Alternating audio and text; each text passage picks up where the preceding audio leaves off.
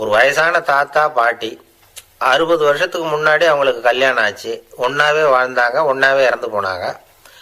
இப்போ அவங்க 2 பேரும் சொர்க்கத்துக்கு போய் சேர்ந்தாங்க. அங்கே எல்லா வசதியும் இருந்தது.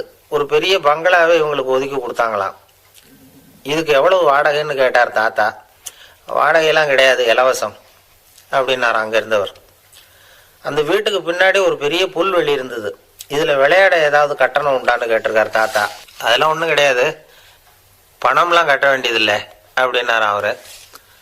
பக்கத்தில் ஹோட்டல் மாதிரி ஒரு பெரிய கட்டடம், உள்ள சாப்பாட்டு மேஜைகள், அது மேலே விதவிதமான பலகாரங்கள்.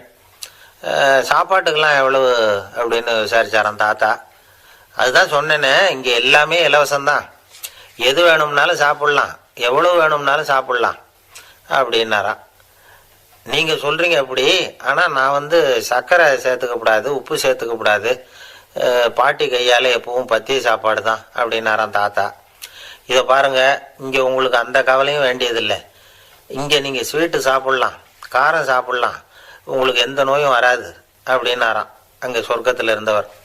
இதை கேட்ட உடனே அந்த தாத்தா பக்கத்தில் நின்ன பாட்டியை பார்த்து கத்தினாராம். அடி பாவி, எல்லாத்தையும் கெடுத்துட்டியே, நீ எனக்கு பத்திய சாப்பாடு போடாமல் கண்டதை திங்க விட்டுருந்தா 10 வருஷத்துக்கு முன்னாடியே நான் இங்கே சேர்ந்துருப்பேனே அப்படின்னாராம்.